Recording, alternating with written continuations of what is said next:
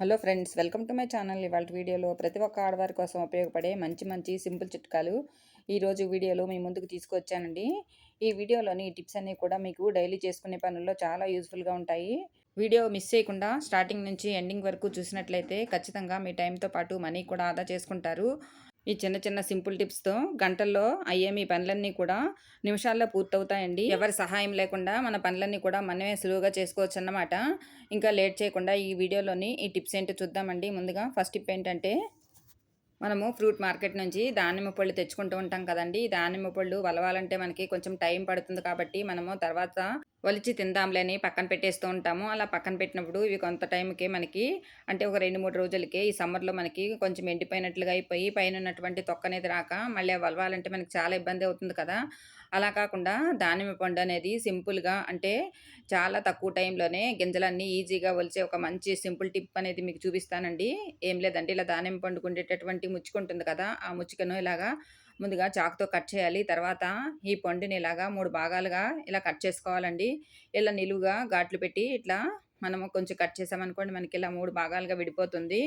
ఇప్పుడు తర్వాత ఈ పండుని ఇలాగా తిరగవేసి మనం ఒలిచినటువంటి ఈ 3 పార్ట్స్ ఉన్నాయి కదండీ, వీటిని కొంచెం ఇలాగా వాటిని వెనుక వైపుకి ఇలాగా బెండ్ చేసుకోవాలి. తర్వాత చాకును పట్టుకునే పిడి భాగం ఉంటుంది కదా, ఆ భాగంతో మనం ఇలాగా దానిమ్మ పండుని ఇలా తిరగ తిప్పుకొని పైన ఇలా వీడియోలో చూపిస్తున్నట్లుగా ట్యాప్ చేసామనుకోండి, మనకి దానిమ్మ పండులో ఉండేటటువంటి ఈ దానిమ్మ గింజలన్నీ కూడా మనకి ఇలా ప్లేట్లో పడిపోతాయండి.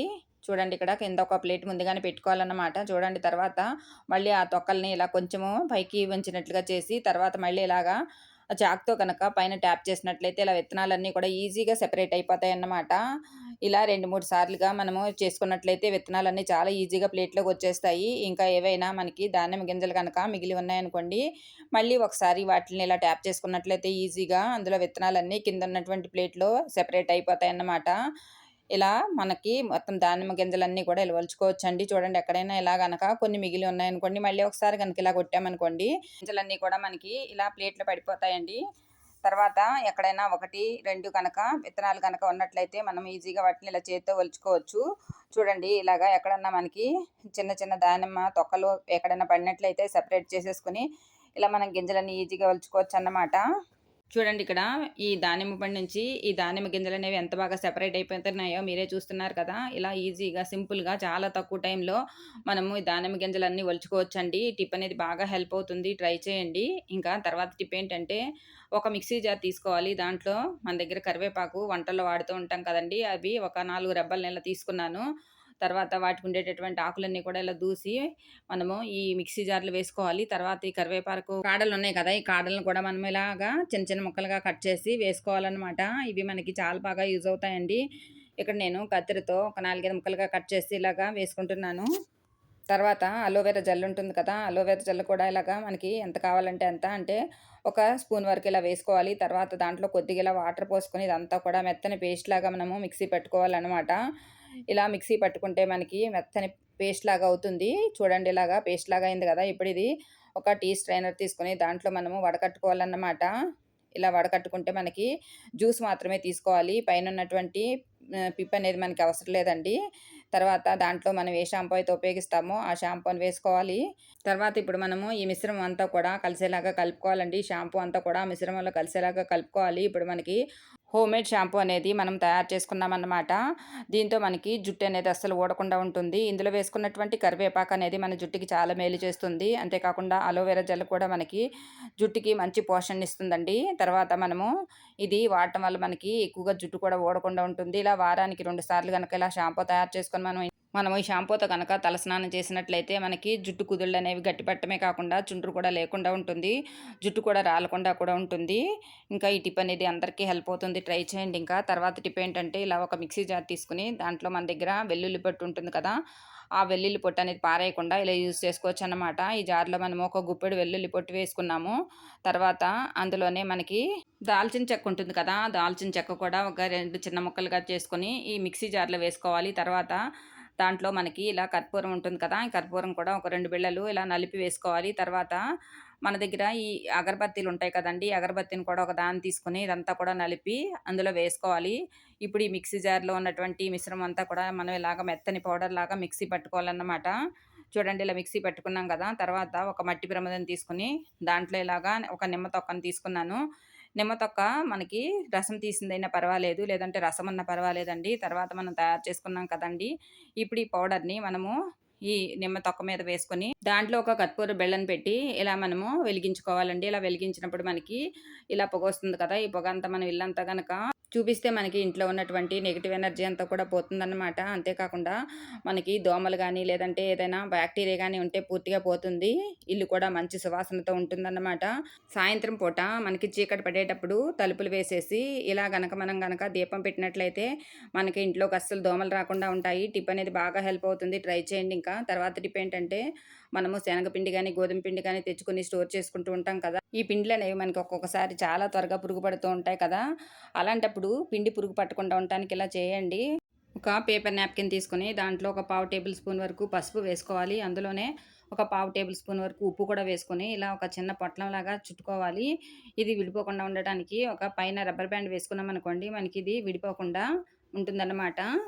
ఈ పొట్లాలను ఇప్పుడు మనము గోధుమ పిండి కానీ, లేదంటే బియ్య పిండి కానీ, లేదంటే శనగపిండి కానీ మనం పోసుకున్న డబ్బాల్లో గనక అది లోపల వరకు ఇలా పెట్టేసి తర్వాత దాని మీద ఇలా పిండిని కప్పేసామనుకోండి మనకి పిండి అనేది అస్సలు పురుగు పట్టకుండా ఉంటుందండి. ఈ టిప్ అనేది ప్రతి ఒక్క ఆడవారికి కూడా చాలా హెల్ప్ అవుతుంది. ట్రై చేసి చూడండి. ఇంకా తర్వాత టిప్ ఏంటంటే ఒక చిన్న గిన్నె తీసుకొని దాంట్లో సర్ఫు మనకు సరిపడా ఎంత సర్ఫ్ అయితే అవసరం పడుతుందో మనం బట్టలు ఉతకడానికి అంత సర్ఫ్ ఇలా వేసుకోవాలి. ఇక్కడ నేను 2 టేబుల్ స్పూన్లు సర్ఫ్ వేసుకున్నాను. దాంట్లోనే మనకి వంట సోడా ఉంటుంది కదా! ఆ వంట సోడా కూడా ఒక పావు టేబుల్ స్పూన్ వేసుకున్నాను. తర్వాత దాంట్లోనే ఒక పావు టేబుల్ స్పూన్ వరకు ఉప్పు కూడా వేసుకోవాలి. తర్వాత మన దగ్గర ఈనో ఉంటూ ఉంటాయి కదండీ! ప్యాకెట్స్. ఈ ప్యాకెట్‌లో ఒక ప్యాకెట్‌ని తీసుకొని మనము ఈ ప్యాకెట్‌ని కూడా ఇలా కట్ చేసి ఈ సర్ఫ్‌లో ఇలా పోసేసుకోవాలన్నమాట. చూడండి ఇలా పోసుకున్నాం కదా! ఇప్పుడు ఇదంతా ఒకసారి ఇలా కలిసేలాగా కలుపుకోవాలి. మొత్తం అంతా కూడా ఇలా కలిపిన తర్వాత ఇప్పుడు మన దగ్గర పాత సాక్సులు ఉంటూ ఉంటాయి కదండీ! ఈ సాక్సుల్లో ఒక సాక్స్‌ని తీసుకొని మనం కలిపి పెట్టుకున్నటువంటి ఈ సర్ఫ్ అంతా కూడా ఇలా ఈ సాక్స్‌లో వేసుకోవాలన్నమాట. ఇలా వేసుకున్న తర్వాత ఇదంతా కూడా మనము కదలకుండా ఉండడానికి, లేదంటే ఈ సర్ఫ్ అంతా కూడా బయటికి వచ్చేయకుండా ఉండడానికి ఇలా ఒక రబ్బర్ బ్యాండ్‌ని ఈ సాక్స్‌కి ఇలా గట్టిగా వేసుకోవాలన్నమాట. చూడండి ఇప్పుడు ఇలా ముడి వేసుకున్నటువంటి ఈ సాక్స్ ఉంది కదండీ! ఈ సాక్స్‌ని తీసుకెళ్ళి మనము వాషింగ్ మిషన్‌లో ఇలా వేసుకోవాలి. తర్వాత ఎప్పట్లానే మనము బట్టలన్నీ కూడా వాషింగ్ మిషన్‌లో వేసుకున్న తర్వాత వాటర్ పోసుకుంటుంది కదా మిషను. ఆ వాటర్ పోసుకున్నప్పుడు ఈ సర్ఫ్ అనేది కొద్ది కొద్దిగా కరుగుతూ ఉంటుందండి. ఇలా బట్టలన్నీ కూడా వేసుకున్న తర్వాత మిషన్ అయితే మనం ఆన్ చేసి పెట్టుకున్న తర్వాత మిషన్ అనేది వాష్ చేస్తూ ఉంటుంది కదా! అలాంటప్పుడు ఈ సర్ఫ్ అంతా కూడా కొద్ది కొద్దిగా కరిగి బయటికి వచ్చి బట్టలనేవి చాలా బాగా వాష్ అవుతాయండి. ఇందులో వేసుకున్నటువంటి ఈనో, ఇంకా వంట సోడా, మనము సాల్ట్ వేసుకున్నాం కదా! ఇవన్నీ కూడా సర్ఫ్‌లో కలిపి ఉతకడం వల్ల బట్టలకు ఉండేటటువంటి మురికి అనేది ఈజీగా పోతుందండి. బట్టల మీద నూనె మరకలు, పసుపు మరకలు, జిడ్డు మరకలు ఏవైనా సరే ఉన్నా గానీ మనకి నీట్‌గా వాష్ అయిపోతాయండి. అంతేకాకుండా మనకి పిల్లలు ఆడుకునేటప్పుడు ఎక్కువగా మట్టి మరకలు అవుతూ ఉంటాయి కదా! అవి కూడా పూర్తిగా వాష్ అవుతాయి. ఇలా సర్ఫ్ అనేది సాక్స్‌లో వేయటం వల్ల బట్టలకు సర్ఫ్ మరకలనేవి పట్టకుండా తెల్లగా మరకలు లేకుండా కూడా ఉంటాయి. ఈ టిప్ అనేది బాగా హెల్ప్ అవుతుంది. ట్రై చేయండి ఇంకా. తర్వాత టిప్ ఏంటంటే ఒక గిన్నె తీసుకొని దాంట్లో సగం వరకు ఇలా నీళ్లు తీసుకోవాలి. తర్వాత స్టవ్ వెలిగించి స్టవ్ మీద ఈ గిన్నెను పెట్టుకొని 4, 5 లవంగాలు ఇలా వేసుకున్న తర్వాత ఆ నీళ్లు బాగా కాగనివ్వాలండి. తర్వాత మన దగ్గర ఇలా విక్స్ ఉంటుంది కదండీ! విక్స్ కూడా ఇలా స్పూన్‌తో కొంచెం తీసుకోవాలి. ఒక పావు టేబుల్ స్పూన్ తీసుకుంటే సరిపోతుంది. తర్వాత అలా కాగుతున్నటువంటి నీళ్ళలో ఈ స్పూన్‌తో పాటుగా అలా ఆ విక్స్‌ని అలా వదిలేయాలండి. తర్వాత ఈ విక్స్ అంతా కూడా కరిగి మనకి ఆ వాటర్‌లోకి వెళుతుందన్నమాట. ఇప్పుడు మనకి నొప్పులను, బెణుకులను తగ్గించే ఒక మంచి వాటర్ లిక్విడ్ అనేది ఇప్పుడు తయారు చేసుకున్నాము. ఇది ఎందుకు ఉపయోగిస్తామంటే మనలో చాలామందికి వంట పని, ఇంటి పని చేసినప్పుడు ఇలా బెణుకుల నొప్పులు వస్తూ ఉంటాయి. లేదంటే పిల్లలు ఆడుకునేటప్పుడు కూడా చాలా వరకు పడిపోయినప్పుడు వాళ్ళకి పాదాల నొప్పులు, ఇంకా బెణుకుల నొప్పులు ఉంటాయి కదా! మోకాళ్ళు కూడా ఒక్కొక్కసారి దెబ్బలు తగిలి పట్టేస్తూ ఉంటాయి కదా! అలాంటప్పుడు ఇలా తయారు చేసుకున్నాం కదండీ! ఈ వాటర్ అనేది బాగా వేడిగా ఉండగానే ఇలా ఒక నాప్కిన్ తోటి గనక మనం ఈ వాటర్‌ని ఇలా డిప్ చేసి తర్వాత ఈ వాటర్ అంతా కూడా పిండేసి తర్వాత ఇలా మనం గనక కాపడం పెట్టామనుకోండి మనకి నొప్పులు, బెణుకులనేవి పూర్తిగా తగ్గుతాయి. చాలామందికి ఈ రోజుల్లో మోకాళ్ళ నొప్పులనేవి వచ్చేసి చాలా ఇబ్బంది పడుతూ ఉంటున్నారు కదా! అలాంటి వాళ్ళందరూ కూడా రాత్రి పడుకోబోయే ముందు ఇలాంటి వాటర్‌తో గనక కాపడం పెట్టుకున్నట్లయితే నొప్పులనేవి పూర్తిగా తగ్గుతాయండి. ఈ టిప్ అనేది ప్రతి ఒక్క ఆడవారికి కాకుండా అందరికీ కూడా బాగా హెల్ప్ అవుతుంది. ట్రై చేయండి. ఇంకా తర్వాత టిప్ ఏంటంటే ఇలాంటి వాటర్ బాటిల్స్ అనేవి మనం రోజు కూడా వాడుకుంటూ ఉంటాము. పిల్లలకి స్కూల్‌కి వెళ్ళేటప్పుడు కూడా వాళ్ళకి వాటర్ పోసిస్తూ ఉంటాం కదా! అలాంటప్పుడు ఒక్కొక్కసారి మనము వీటిల్ని మామూలుగా నీళ్ళతో కడిగేసి పక్కన పెట్టేసామనుకోండి, వాటిలో నుంచి ఒక రకమైనటువంటి బ్యాడ్ స్మెల్ అనేది వస్తూ ఉంటుంది కదా! అలా కాకుండా బాటిల్స్‌లో ఎటువంటి చెడు వాసన లేకుండా ఫ్రెష్‌గా ఉండటానికి ఇలా చేయండి. బాటిల్‌లో మనకి రైస్ ఉంటాయి కదండీ! నార్మల్‌గా మనం అన్నం వండుకునే రైసు. ఆ రైస్‌ని ఇలా కొద్దిగా వేసుకోవాలి. తర్వాత దాంట్లోనే వంట సోడా కూడా ఒక పావు టేబుల్ స్పూన్ వేసుకోవాలి. తర్వాత కొంచెం గోరువెచ్చని నీళ్లు పోసుకొని, తర్వాత ఈ బాటిల్‌కి మూత పెట్టేసి, ఇటు అటు బాటిల్‌ని కనుక షేక్ చేసామనుకోండి, మనకి బాటిల్‌లో ఉండేటటువంటి డస్ట్ అంతా వచ్చేస్తుంది. అంతేకాకుండా ఒక స్పూన్‌కి కానీ, లేదంటే ఒక గరిటెకి కానీ ఇలా మన దగ్గర గ్రీన్ స్క్రబ్బర్ ఉంటుంది కదా! ఆ స్క్రబ్బర్‌ని ఇలా కట్టేసి, తర్వాత ఒక రబ్బర్ బ్యాండ్ పెట్టేసి, అది కదలకుండా ఉండడానికి మనం ఒక రబ్బర్ బ్యాండ్ పెట్టుకుంటున్నామన్నమాట. తర్వాత ఇప్పుడు ఇది బాటిల్‌లోకి పెట్టి, మనం ఇలా బాటిల్ చుట్టూ కూడా తిప్పుతూ మనం క్లీన్ చేసామనుకోండి, బాటిల్‌లో ఏదైనా డస్ట్ ఉంటే పూర్తిగా వచ్చేస్తుందండి. ఇలా స్క్రబ్బర్‌తో కడిగిన తర్వాత ఈ వాటర్ అనేవి ఇలాగా బౌల్‌లో పోసి చూపిస్తున్నాను చూడండి. వాటర్ అనేవి ఎంత మురికిగా వచ్చినాయో. తర్వాత నార్మల్ వాటర్‌తో మనం క్లీన్ చేసామనుకోండి, బాటిల్ అనేది చాలా ఫ్రెష్‌గా ఉంటుంది. టిప్ అనేది బాగా హెల్ప్ అవుతుంది. ట్రై చేయండి. ఇంకా తర్వాత టిప్ ఏంటంటే, మనము పాలు కాచేటప్పుడు ఒక్కొక్కసారి పాలు పొంగి పొయ్యి మీద పడిపోతూ ఉంటాయి కదా! అలాంటప్పుడు మనము కిచెన్‌లో నాప్కిన్ తోటి మొత్తం అంతా కూడా స్టవ్‌ని క్లీన్ చేస్తాము. అప్పుడు నాప్కిన్ అనేది చాలా జిడ్డుగా అయిపోతుంది కదా! అలా కాకుండా ఇలా మన దగ్గర ఉన్నటువంటి న్యూస్ పేపర్స్‌తో ఒకసారి ఈ పాలంతటిని ఇలా తుడిచేసామనుకోండి, ఇలా మొత్తం జిడ్డంతా కూడా ఈ న్యూస్ పేపర్స్‌కి వచ్చేస్తుందండి. తర్వాత ఈ పేపర్స్ అనేవి మనము డస్ట్‌బిన్‌లో పారేసి తర్వాత మళ్ళీ మనము కిచెన్ నాప్కిన్ టవల్‌తో తుడిచామనుకోండి, మనకి ఆ నాప్కిన్ అనేది మనకి జిడ్డుగా మారకుండా ఉంటుంది. అంతేకాకుండా పాత న్యూస్ పేపర్‌లు కూడా మనం ఇలా యూజ్ చేసుకోవచ్చన్నమాట. టిప్ అనేది బాగా హెల్ప్ అవుతుంది. ట్రై చేయండి. ఇంకా తర్వాత టిప్ ఏంటంటే, ఇప్పుడు సమ్మర్ అనేది వచ్చేసింది కదండీ! మనకి సమ్మర్‌లో నిమ్మకాయల వాడకం అనేది చాలా ఎక్కువగా ఉంటుంది కదా! షర్బత్తులు చేసుకుంటూ ఉంటాం. లేదంటే నిమ్మరసము తాగుతూ ఉంటాం కదా! అలాంటప్పుడు మార్కెట్ నుంచి నిమ్మకాయలనేవి ఒక్కొక్కసారి మనం ఎక్కువ మొత్తంలో కొని తెచ్చుకున్నప్పుడు, ఈ నిమ్మకాయలు ఫ్రిడ్జ్‌లో స్టోర్ చేసినప్పుడు కొంతకాలానికే మనకి ఈ నిమ్మకాయలనేవి కుళ్ళిపోతూ ఉంటాయి గదా! అలా కుళ్ళిపోకుండా ఉండటానికి ఇలా చేయండి. మనము ఆయిల్ ప్యాకెట్స్ తెచ్చుకుంటాం కదండీ! ఆయిల్ ప్యాకెట్స్ కట్ చేసి మనము ఏదైనా ఒక టిన్‌లో పోసుకుంటూ ఉంటాం కదా! ఆయిల్ అంతా పోసిన తర్వాత ఆ కవర్‌ని పారేస్తాం కదా! అలా పారేయకుండా ఆ కవర్‌లో ఈ నిమ్మకాయలు పెట్టేసి మనం ఆ కవర్‌కి ఇలా ఒక రబ్బర్ బ్యాండ్ వేసి తర్వాత ఫ్రిడ్జ్‌లో స్టోర్ చేసుకుంటే మనకి నెల రోజుల వరకు కూడా నిమ్మకాయలనేవి చాలా ఫ్రెష్‌గా ఉంటాయి. మనకెప్పుడు కావాలంటే అప్పుడు ఒక్కొక్కటి తీసుకొని వాడుకోవచ్చన్నమాట. ఈ కవర్‌లో ఉండేటటువంటి నూనెనేది ఆ నిమ్మకాయలకి పట్టుకుంటుంది కాబట్టి నిమ్మకాయలనేవి చాలా ఫ్రెష్‌గా ఉంటాయి. ట్రై చేయండి.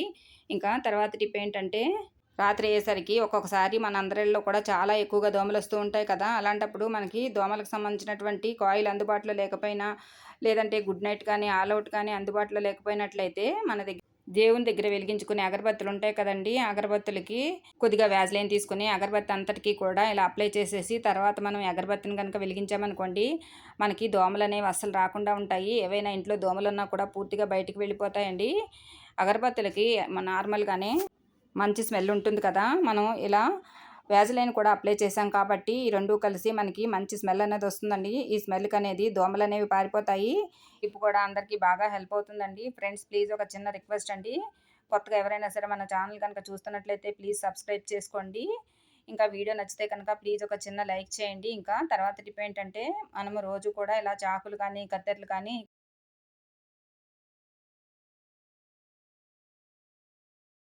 కూరగాయలు, ఫ్రూట్స్ కట్ చేసుకోవడానికి చాకులు, ఇంకా మనము పాల ప్యాకెట్లు కట్ చేసుకోవడానికి ఇలా కత్తెరలు వాడినప్పుడు వాటికి ఉండేటటువంటి పొదుననేది ఒక్కోసారి తగ్గిపోతూ ఉంటుంది కదా!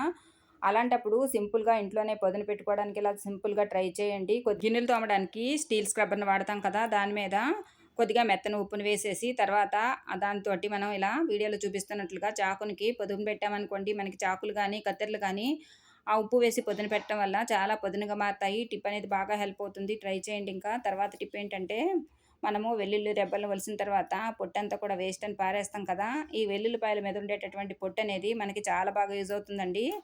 ఇందులో ఉండేటటువంటి ఔషధ గుణాలనేవి మనకి చాలా బాగా ఉపయోగపడతాయి. ఇలా కలెక్ట్ చేసుకున్నటువంటి ఈ వెల్లుల్లి పొట్టంతా కూడా ఇలా ఒక క్యారీ బ్యాగ్‌లో వేసుకోవాలండి. తర్వాత ఆ పొట్టంతా కూడా ఇలా మనం చేత్తో ఒకసారి ఇలా నలుపుకోవాలండి. ఇలా నలిపినట్లయితే మనకు అందులో మంచి సువాసన అనేది బయటకొస్తుందన్నమాట. తర్వాత ఇది గట్టిగా ఒక ఇలా వీడియోలో చూపిస్తున్నట్లుగా ఇలాగా క్యారీ బ్యాగ్‌ని చుట్టేసి దానికి ఇలా పైన ఒక ముడి వేసుకోవాలన్నమాట.